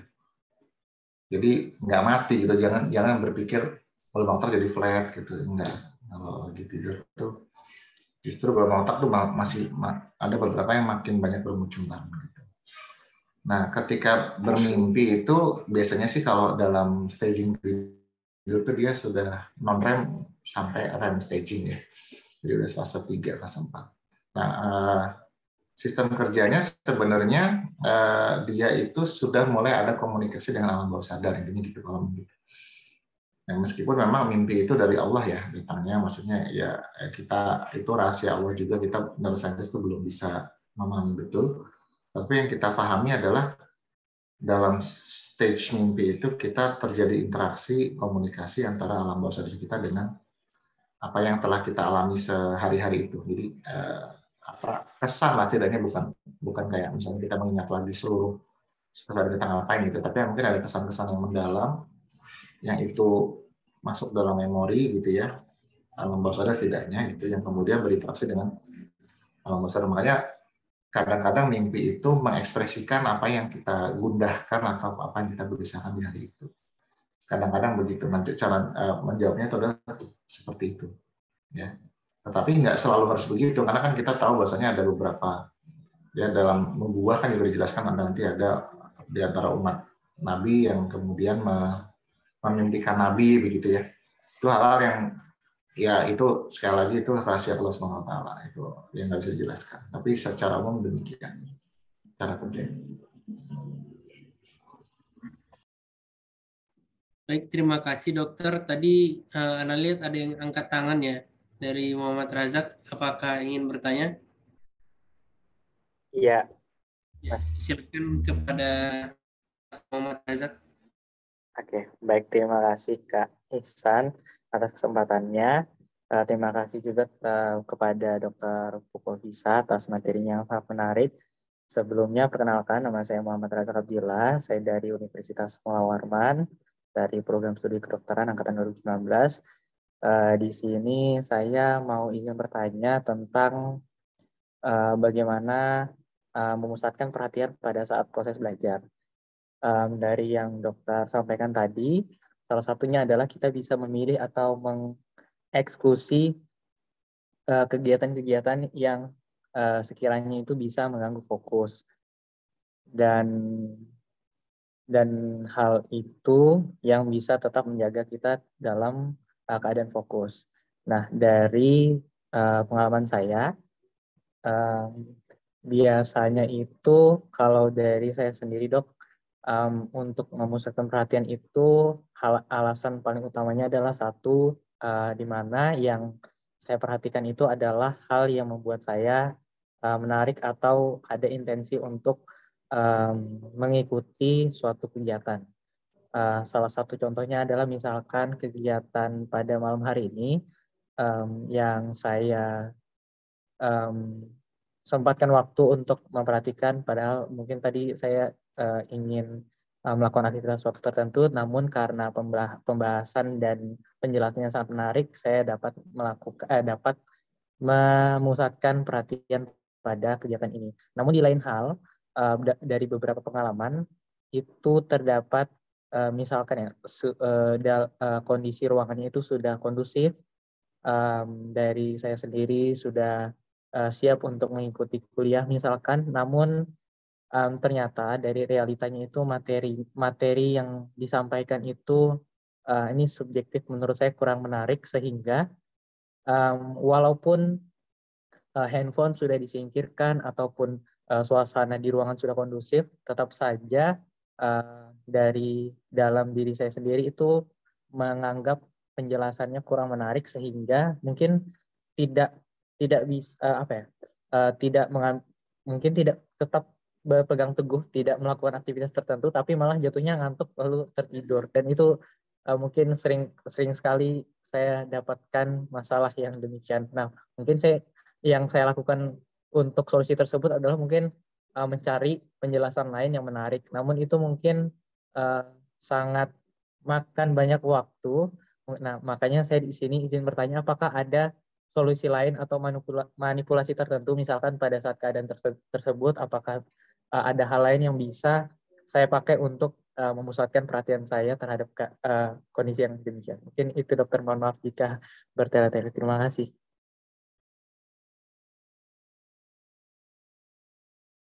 Pertanyaannya bagus. Jadi gini,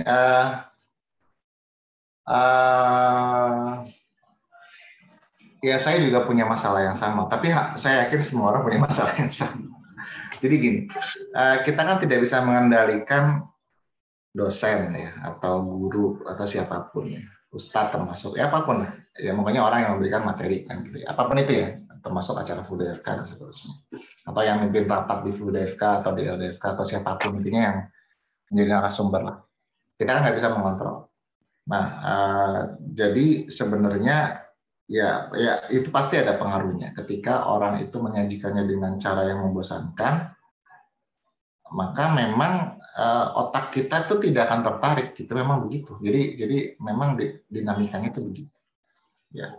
Nah, jadi itu hal yang lumrah kalau buat saya, dan itu terjadi sama setiap orang. Makanya kan kalau di beberapa kampus-kampus itu di luar ya yang saya tahu ya, itu dilatih public speaking yang bagus gitu, dosen itu. Jadi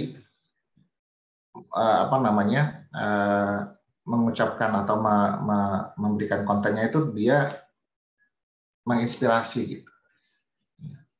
Nah, tapi kan belum semua di Indonesia juga, kayaknya di Indonesia nggak pernah ada ya kayak gitu ya, pelatihan public speaking atau how to inspire people bagi dokter atau dosen gitu ya. Gitu. Jadi ya ya itu masalahnya. Tapi oke, jadi ketika misalnya ada dosen atau ustadz atau ulama atau siapapun yang penampilannya suaranya bikin ngantuk atau gimana gitu ya, ya nggak apa-apa ngantuk aja. Tapi sekarang gini, yang penting tuh adalah kita tuh kan punya tujuan. Ya, misalnya contoh ya misalnya contoh teman-teman tertarik sama neuro gitu ya. Terus kemudian dosen, ini mungkin saya cerita tentang diri saya aja deh. Jadi itu saya sebenarnya tertarik sama neuro dan sudah berazam atau bertekad menjadi diri saya hari ini itu sejak di semester 3 kuliah di kedokteran. Jauh sebelum saya ikut modul neuroscience, ikut modul neurologi, dan itu akibat saya membaca satu jurnal tentang Godspot, yaitu tentang fMRI. Tentang MRI, orang yang doanya sungguh-sungguh itu akan muncul satu spot di otak yang tidak ada kalau dia doanya main-main gitu, kurang lebih gitu. Nah, itu membuat saya tertarik gitu. Saya pengen menjadi pakar di bidang ini. Itu saya sudah azamkan di semester 3. Saya termasuk orang yang kurang beruntung karena waktu itu di neurologi itu ngantukkan semua tuh dosen-dosennya. Ini saya terus terang aja. Saya nggak merasa terinspirasi dengan kuliah neurologi itu.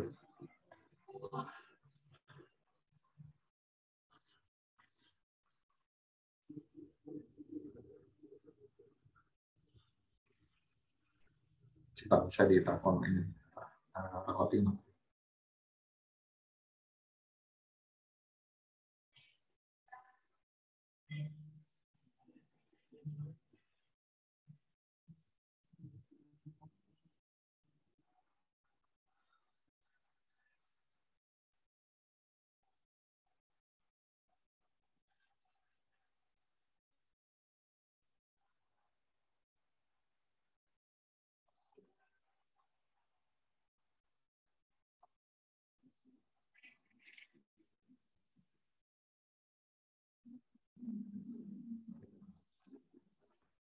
Saya mana tadi lupa sorry. Gimana? Ada pasien gawat yang bukan pasien gawat sih, pasiennya nih rewel suka macam-macam. Gimana? Tadi saya mana tadi jelasin ya? Bisa dibantu nggak? Ya, jadi intinya wajar kita tuh nggak tertarik sama itu. Jadi yang penting itu adalah kita berazam gitu. Kita tuh mau jadi apa? Gitu. Kalau saran saya sih teman-teman jangan terpengaruh sama misalnya ada nanti dosen di bidang radiologi yang dia ngomongnya keren gitu, menggugah gitu. Terus teman-teman jadi mengikut. Tapi memang belajar yang paling primordial tuh menyontok sih. Ya nggak apa-apa. Tapi kalau saran saya tuh teman-teman tuh harus kemudian suatu titik teman-teman harus bisa menentukan nasib teman-teman sendiri. Jadi maksudnya nanti ketika mau jadi seorang spesialis atau expert di bidang apa, bukan karena tertarik sama figur. Termasuk saya gitu, nggak boleh karena tertarik sama dokter bisa terus jadi pengen jadi neuro, nggak gitu juga. Jadi kalau bisa memang teman-teman tuh punya azam untuk pakar di bidangnya gitu. Termasuk dalam hal ini adalah kita bicaranya jangka pendek ya. Dalam ini jangka pendek kan teman-teman mau misalnya masuk modul imunologi ya. Terus kemudian katakanlah dosen-dosennya sangat membosankan. Tapi kan teman-teman pengen ngerti ini karena mungkin tertarik imun itu sebenarnya keren loh. Saya pengen tahu nih sistem kita kayak apa gitu kan. Apalagi ada zaman COVID begini kan imunitas itu kan jadi menarik aja dipelajari gitu, lebih ear catching atau eye catching dipelajari gitu kan. Nah, terus kita berazam, nidalah kita dapatnya dosen-dosennya bikin ngantuk semua gitu. Nah, kalau misalnya saat kuliahnya terjadi seperti itu, menurut saya ya teman-teman harus pilih. Ini saya tetap akan pengen menguasai imunologi, dosennya kurang ideal, ya saya baca. Jadi ketika masa kuliah itu teman-teman sambil membaca jurnal atau itu imunologi, menurut saya wajar. Ya. Dan biasanya kan itu di modul-modul itu kan biasanya ditulis tuh referensi yang perlu dibaca apa gitu ya. Itu teman-teman downloadin semua tuh kalau bisa. Jadi salah satu hal yang penting dalam modul itu harusnya dilihat bab referensinya di mana. Itu teman-teman harus miliki semua sehingga teman-teman tidak tergantung dengan performa dosen. Gitu. Ya kan? Saran saya ya, meskipun ya tentu kita berharapnya dosen-dosen seluruh Indonesia ya lebih baik lagi gitu kan. Tapi kan menurut saya itu tidak harus membuat kita menjadi menyerah atau kemudian jadi malas gitu untuk belajar kan gitu. Ya gitulah.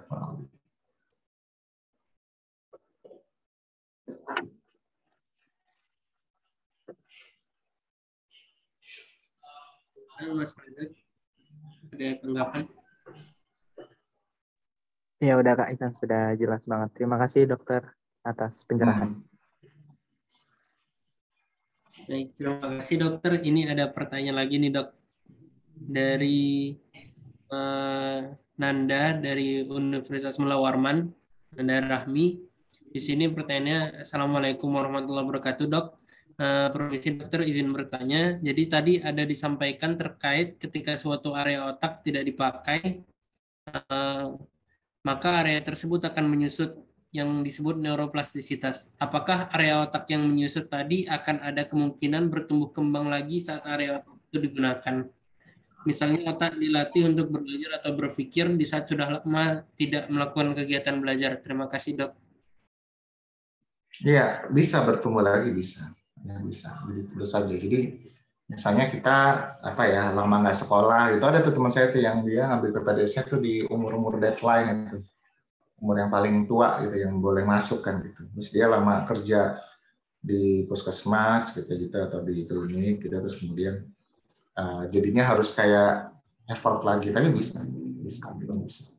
Jangankan begitu ya teman-teman ya, neuroplastisitasnya manusia itu, seorang anak yang dilakukan hemisferektomi itu ada tuh ya. Jadi karena kejang hebat.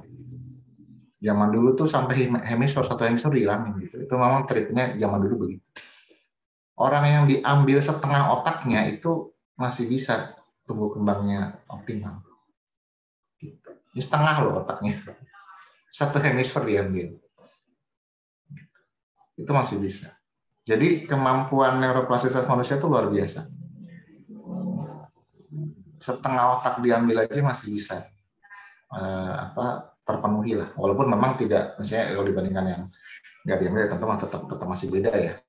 Tapi maksudnya tetap bisa ya nyari nafkah gitu, itu masih bisa, masih bisa hidup seperti pada umumnya gitu. Jadi itu yang selalu saya juga kasih motivasi ke, misalnya kayak ada pasien saya yang stroke-nya besar gitu ya, terus sudah mati, udah infak, gitu, gede banget infaknya, udah mati semua selnya. Saya bilang, jadi bahkan anak yang setengah hemisfer aja hilang tuh gitu. Tapi ya lagi-lagi ya harus bersabar dan latihan terus gitu, semangat. Jadi insya Allah bisa, nggak ada yang nggak mungkin.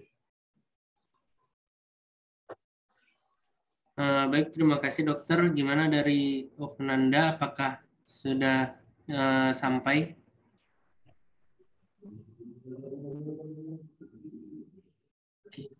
Kita lanjut dulu ya ke pertanyaan selanjutnya. Di sini dari Ananta dari Universitas Mula Warman.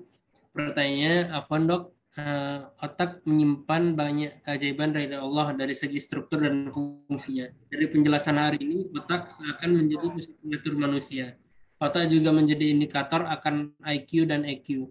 Namun, apakah SQ juga banyak dipengaruhi oleh aktivitas otak manusia, sedangkan dalam agama sering disebutkan kolbu adalah segumpal daging yang jika itu baik seluruh tubuh manusia, dan jika itu buruk maka buruk seluruh tubuh manusia. Bagaimana bukan antara kedua ini? Ya, ini menarik. Ini jadi gini. Yang pertama, kalau buat saya sih nggak salah ya, tetapi memang saya tetap berpandangan bahwa yang dimaksud kolbu itu pada akhirnya otak juga yang dimaksud. Jadi gini, dalam kapasitas pemahaman umat saat itu ya. Nabi SAW itu nggak mungkin menjelaskan bahwasanya apa ya, qalbu itu otak gitu. Maksudnya karena otak itu sudah satu, ya ini nggak tahu juga ya, walau sekali lagi ini walau alam. Karena apa namanya, otak itu udah embedded itu untuk mikir gitu, termasuk mikir yang enggak gitu, termasuk yang membuat logika yang ngaco-ngaco, ya pokoknya dia senaknya, senak udilnya kan, itu kan gitu kan. Orang-orang kafir itu kan membantah-bantah pendalilan, walaupun sebenarnya hujahnya Nabi itu sangat sangat argumentatif juga ya sebenarnya kan, itu kan menaklukkan akal sehat seharusnya. Nah, siapa yang sehat akalnya sebenarnya akan ikut Nabi saat itu sebenarnya. Ketika Nabi dakwah itu kan hujahnya itu kuat, bayinahnya itu kuat. Disampaikan tuh sampai betul-betul bisa mengguncang logika orang kafir ya saat itu. Nah, tapi persepsinya memang akal tuh ya akal, maksudnya itu yang untuk yang tadi logika dan seterusnya. Maka kemudian digunakan kalbu. Nggak salah juga sebenarnya, dan insya Allah itu betul. Kalbu itu jantung ya maksudnya kan, bukan hati ya. Hati hepat maksud saya, bukan hepat. Jadi kalbu itu kan jantung, bahasa Arab untuk jantung. Jantung itu dia memang punya saraf yang sendiri ya, mulai dari S-anot, afenat itu nggak ada urusannya sama otak, ya nggak perlu diperintah otak juga, dia bekerja.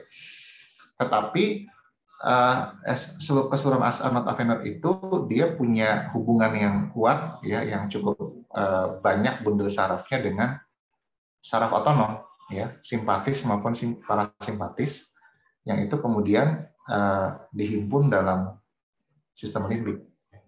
Sehingga misalnya contoh ketika kita marah, sistem limbik itu kan dia tuh pokoknya kan tergantung mana neurotransmitter yang dominan, dia seperti apa gitu kan. Ada yang serotonergic, ada yang dopaminergic, ada yang adrenalin, ada yang histamin dan seterusnya, tergantung.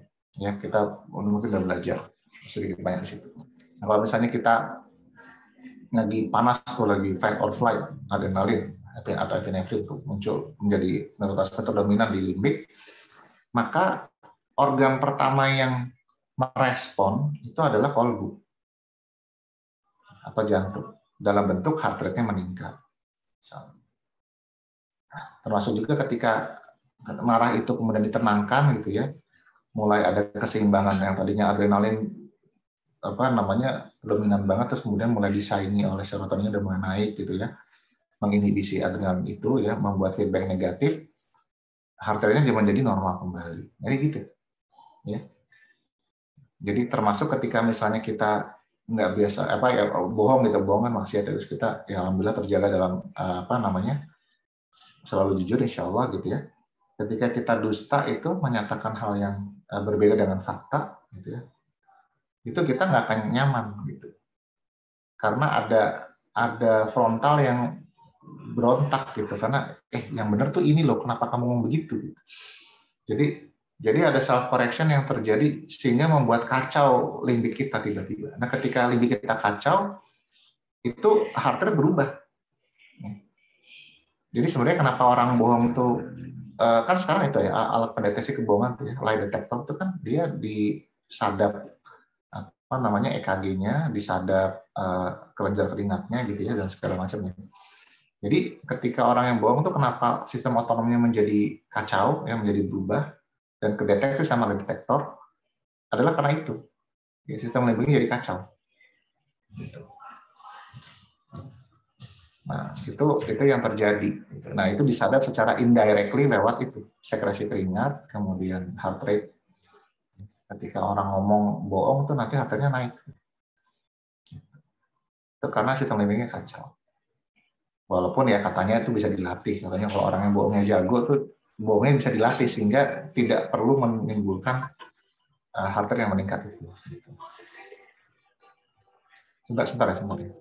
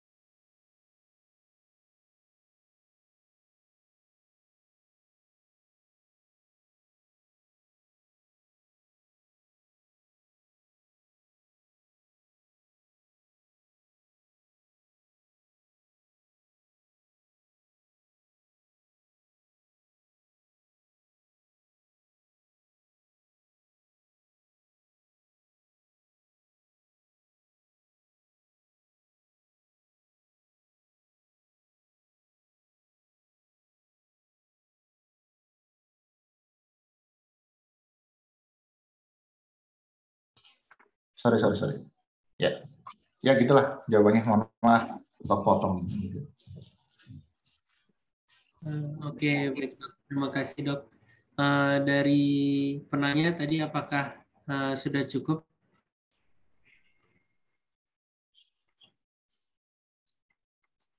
Mungkin kita lanjut terlebih dahulu. Ini ada pertanyaan dari Ezarita Octavianingrum. Izin bertanya, apakah ada perbedaan terapi murotal Al-Quran dan terapi musik klasik terhadap perubahan tingkat depresi pada seseorang? Dalam terapi psikoreligi, seperti terapi dengan mendengarkan ayat Al-Quran untuk mengurangi atau menurunkan kecemasan, apakah ada bacaan surat Al-Quran yang secara spesifik telah diteliti dalam penurunan tingkat kecemasan pada sebagian orang? Terima kasih banyak, Dokter.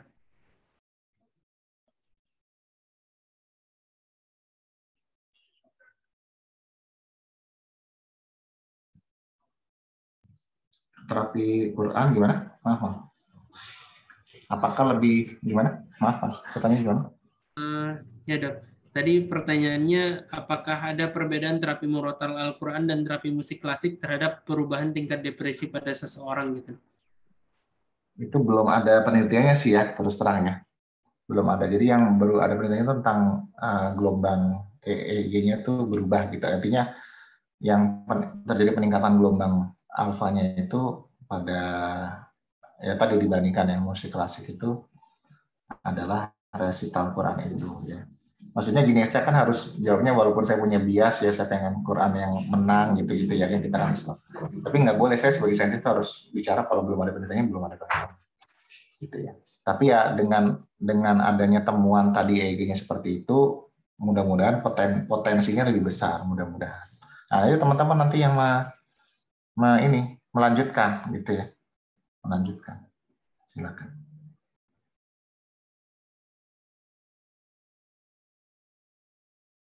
Baik Dok, mungkin di sini saya juga ingin bertanya Dok. Jadi dari yang saya ketahui itu ada pengaruh ya Dok ya dari adiksi pornografi terhadap prefrontal ya Dok ya. Tadi dokter menyinggung untuk hafiz Quran itu dia kalau dia cuma menghafal saja gitu kan Dok. Dia kan belum sampai prefrontalnya. Apakah ketika misalkan seorang penghafal Al-Quran dia mengalami adiksi pornografi gitu Dok, apakah ada kemungkinan dia susah buat mencapai derajat hafiz gitu Dok?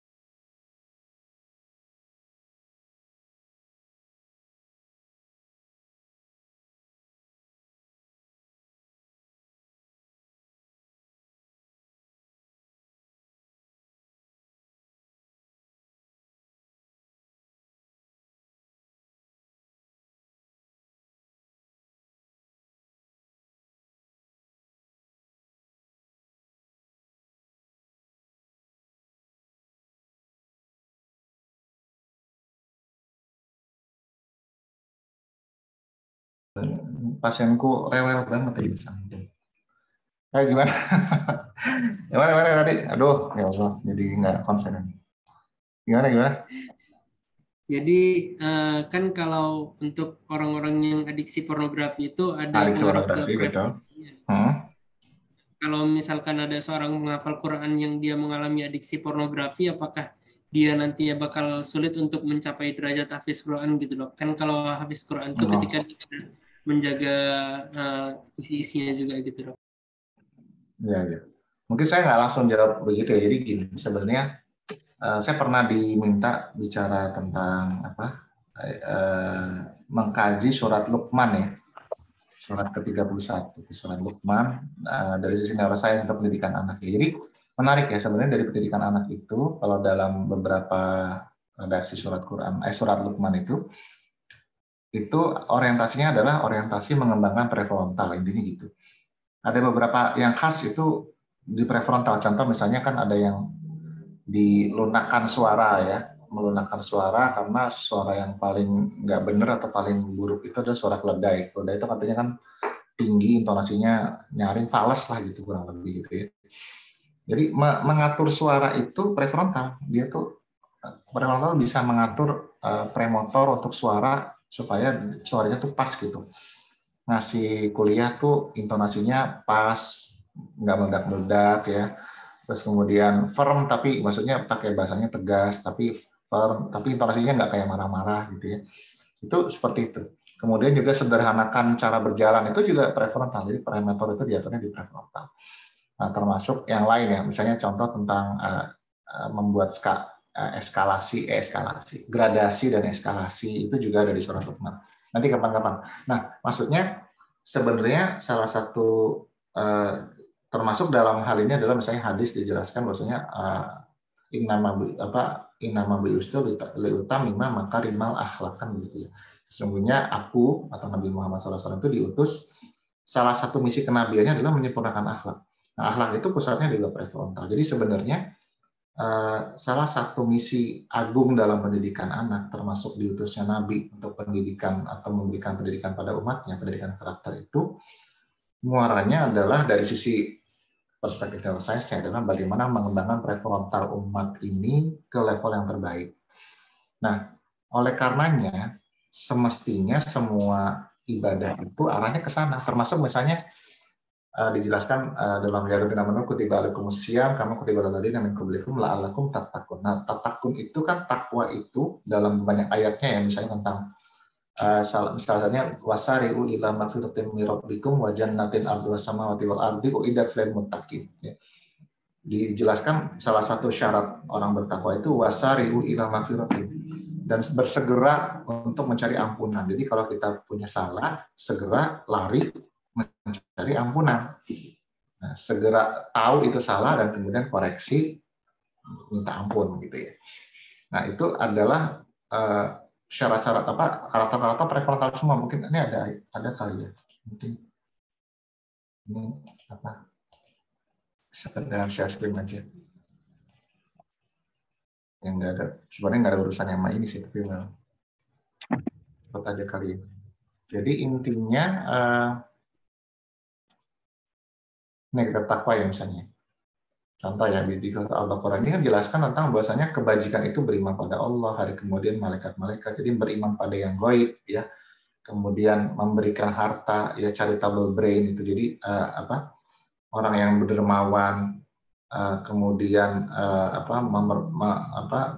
memerdekakan hamba sahaya, memberikan sholat, memberikan zakat, menepati janji, itu semua adalah karakter takwa. Dan itu banyak penelitiannya bahwasanya itu pusatnya di prefrontal. Orang dermawan, bedanya sama orang nggak dermawan itu prefrontalnya lebih berkembang. Orang yang lebih bisa komit pada janji ya, dibandingkan orang yang tidak, itu prefrontal.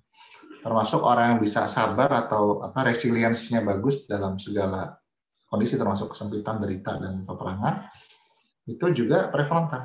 Orang resiliensi bagus itu prefrontal berkembang. Nah, termasuk juga misalnya wasari ila magfiratin tadi ya, di ayat 3-36 ya. Jadi tentang berinfak pada waktu lapang dan sempit, itu charitable brain ya. Kemudian menahan amarah ya, orang yang bisa menahan amarah itu prefrontal juga yang bagus. Dia bisa menekan limbik supaya tidak kalau ketika dia marah adrenalinnya naik, itu langsung cepat-cepat ditekan gitu, di inhibitorik sama prefrontal. Memaafkan orang lain dan seterusnya, itu prefrontal semua. Jadi seluruh ibadah itu prefrontal, termasuk salah satu rahasia, termasuk ini furqan, ya itu namanya ittaqullaha yaj'al lakum furqana ya. Jadi kalau kita bertakwa maka Allah akan memberikan furqan. Furqan itu adalah bukan hanya membedakan salah dan benar, tapi juga membuat skala gradasi prioritas. Ya misalnya kalau pilihannya tuh dua hal yang sebenarnya bersama-sama benar ya, tapi mana yang lebih bijaksana, itu tuh kita bisa bikin skala itu. Atau terpaksa memilih dua hal yang salah, tapi mana yang paling minim mudaratnya. Nah, itu juga furqan. Jadi furqan itu bukan hanya sekedar hitam putih, tapi dia bisa tahu gradasi hitam putih itu seperti apa dan kita harusnya pilih yang mana. Nah, jadi kalau kita bisa bertakwa gitu ya, dan itu adalah dari zakat fitrah, ini ada charitable brain di sini, itu adalah dari frontal semua nih semuanya terkait itu. Ya, terus kemudian tadabbur Quran itu juga di frontal kebanyakan meningkatnya. Terus mengerjakan sholat juga demikian ya. Terus yang lain puasa termasuk ya. Itu semua adalah sebenarnya ya muaranya ke prefrontal. Nah, balik kepada pertanyaannya. Kalau misalnya kita beribadah dalam bentuk menghafal Quran, mungkin saat ini masih dalam bentuk teksnya yang kita hafal. Belum bisa kita hayati, belum bisa kita refleksikan, belum bisa kita amalkan. Apakah kemudian gimana, masalah nggak nih? Bisa nggak jadi hafiz? Ya tentu pertama harus direorientasi lagi. Jadi pertama adalah harus dijelaskan bahwasanya target hafalan boleh, nggak ada masalah, bukan berarti nggak jelek ya. Tapi kalau kita hanya menghafal, sebenarnya aktivitas otak yang bekerja lebih banyak tuh hanya sekedar di temporal sama parietal aja. Frontalnya nggak banyak kerja.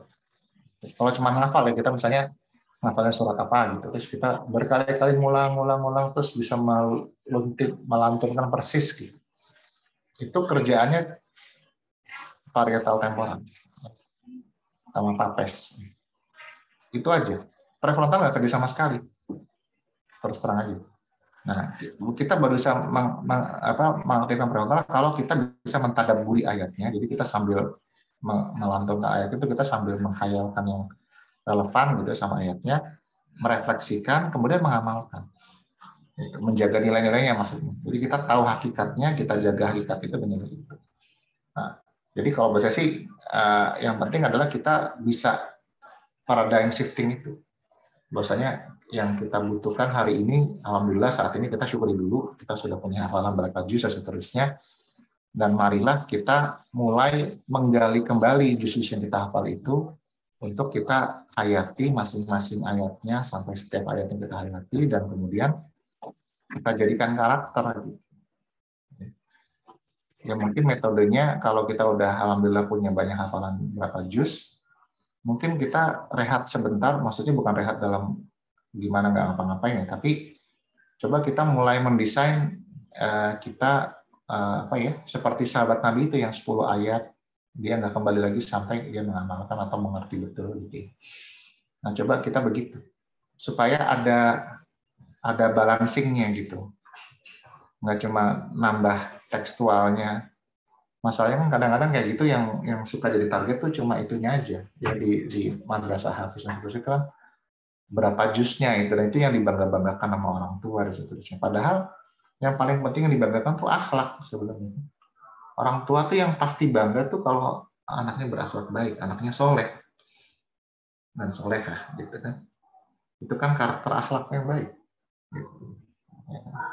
Jadi demikian. Baik dok, terima kasih dok.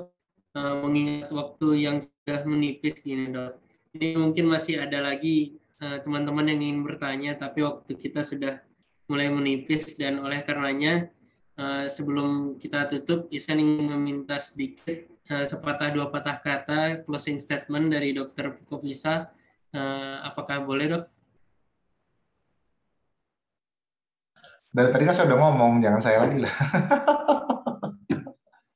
Closing statement dari MC aja.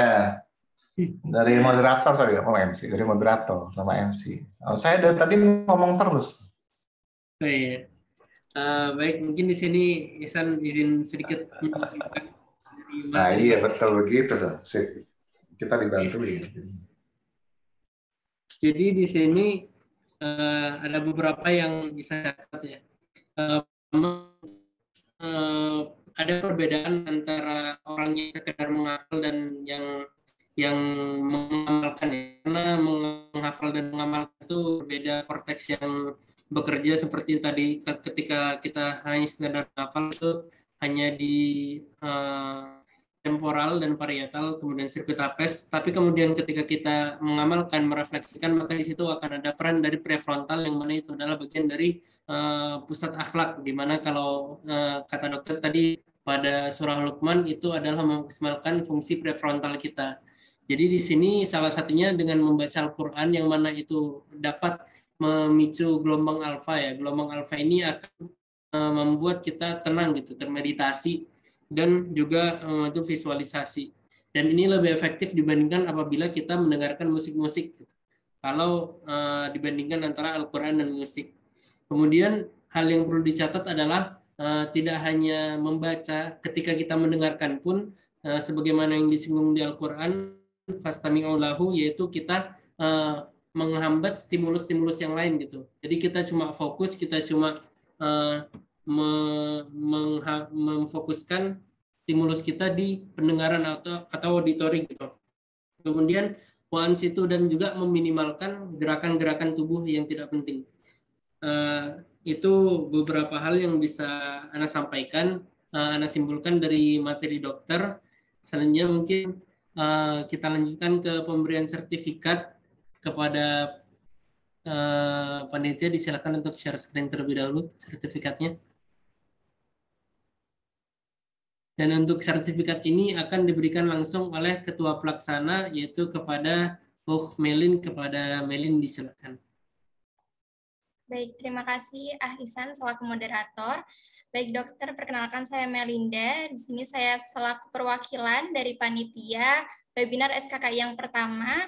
Saya mengucapkan banyak terima kasih kepada Dr. Kofisa Prawiroharjo, spesialis saraf konsulen PhD, karena telah menyempatkan waktunya dan juga memberikan pemaparan yang sangat-sangat bermanfaat, insya Allah bagi kita semua. Mungkin di sini kami punya sedikit kenang-kenangan dokter. Di sini ada sertifikat selaku sebagai penghargaan juga, karena dokter telah menjadi narasumber kami pada malam hari ini. Mungkin izin dokter, apakah boleh untuk dokumentasi? Ya boleh lah, masa nggak boleh. Ya, baik, saya izin untuk memberikan aba-aba ya dok. Siap. Ya, baik. 1, 2, 3. Ya, terima kasih dokter. Siap. Masya Allah. Mantap.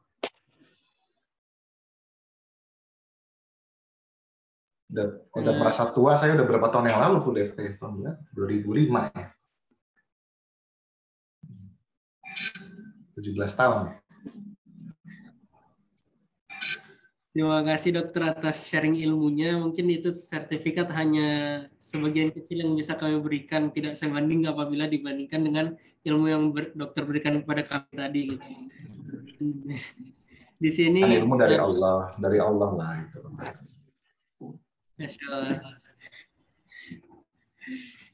Sekali lagi mungkin Ana mengucapkan terima kasih kepada dokter. Terima kasih dok.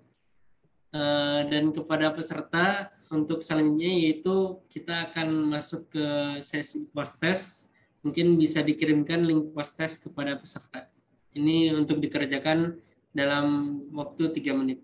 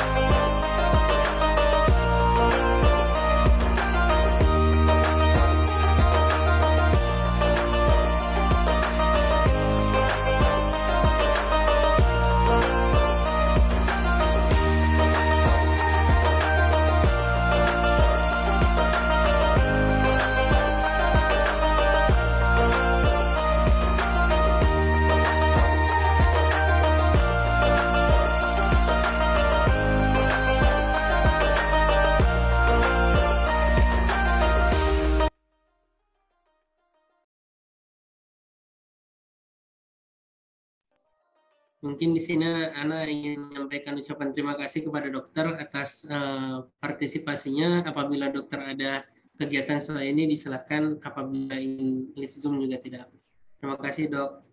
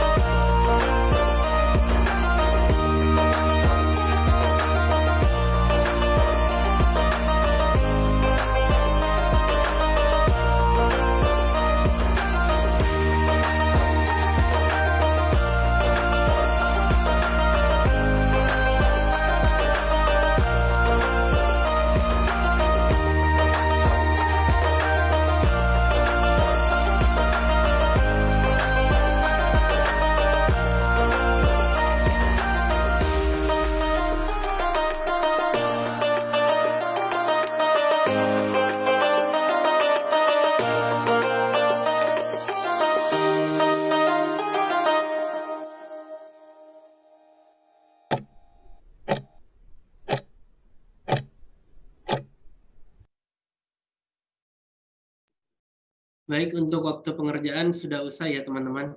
Jadi selanjutnya akan dikembalikan kepada MC kita yang kece, kepada Akh Saiful, disilakan. Baik, terima kasih kepada Bapak Moderator yang sudah memandu jalannya acara dan juga sesi materi serta diskusi pada malam hari ini. Semoga apa-apa yang sudah kita dapatkan pada malam hari ini bisa menjadikan suatu ilmu yang bermanfaat serta dapat kita sebarkan kepada orang-orang serta ilmu yang dapat kita gunakan apalagi sebagai praktisi kesehatan nanti di masa depan. Oke, selanjutnya yaitu pengumuman kepada satu pemenang door prize, di mana ada satu orang dengan satu pertanyaan terbaik yang akan mendapatkan door prize dari panitia. Mungkin dari panitia bisa di-share screen dulu untuk namanya. Baik, bismillah, selamat kepada siapa penyanyi terbaik jatuh kepada Muhammad Ananta Buana Burhan dari Universitas Mula Warman. Baik, kepada saudara Aan nanti mungkin bisa menghubungi salah satu panitia ataupun admin yang ada di grup bersama SKKI. Baik, selanjutnya saya ingatkan kembali kepada seluruh peserta untuk mengisi form absensi. Nanti seluruh sertifikat akan didistribusikan via email yang sudah dituliskan ataupun dicantumkan pada email presensi hari ini. Jadi kepada seluruh peserta diharapkan tidak lupa untuk mengisi presensi. Presensi bisa diakses di kolom chat Zoom. Baik, setelah itu mungkin sebelum kita tutup, kita dokumentasi terlebih dahulu. Kepada teman-teman mungkin dipersilakan untuk on cam sebentar. Ya, kita tunggu kira-kira 1 menit ya, 1 menit atau 2 menit.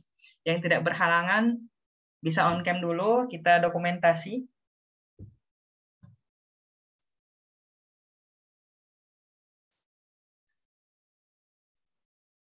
Masih sepi nampaknya.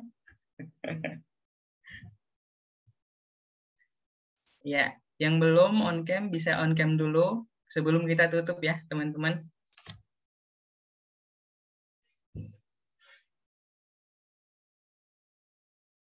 Oke, siapa lagi yang belum nih? Mirza Iqbal, Tazkiyah, Halimah, dan kawan-kawan. Oke, sudah lumayan nih. Mungkin kepada panitia ataupun PJ yang bertugas bisa dikomando untuk dokumentasi. Iya, baik. Saya izin memberikan aba-aba ya, Kak. 1, 2, 3. Ya, silakan lagi. 1, 2, 3. Ya, terima kasih. Oke, baik. Terima kasih kepada teman-teman. Dengan berakhirnya agenda tadi, maka berakhir pula rangkaian acara SKKI atau Syiar Kajian Kedokteran Islam pada malam hari ini dengan mengangkat tema melatih kecerdasan dalam perspektif neurologi dan Al-Quran. Sekali lagi, semoga ilmu yang didapatkan dapat menjadi kebermanfaatan bagi kita semua. Saya selaku MC dan juga seluruh panitia mengucapkan mohon maaf sebesar-besarnya apabila terdapat kekurangan ataupun kesalahan dalam pelaksanaan acara ataupun agenda pada hari ini. Sekali lagi saya ingatkan untuk sertifikat akan didistribusikan via email. Oleh karenanya apabila ada peserta yang belum mendapatkan sertifikat via email ataupun terdapat kesalahan pada nama, dapat menghubungi panitia via admin group. Lalu selanjutnya untuk materi ataupun PPT dan juga record akan diusahakan untuk diminta serta akan didistribusikan via grup koordinasi. Baik, untuk itu acara pada malam hari ini saya cukupkan. Sampai jumpa di SKKI yang selanjutnya. Wabillahi taufiq wal hidayah. Assalamualaikum warahmatullahi wabarakatuh. Waalaikumsalam warahmatullahi wabarakatuh.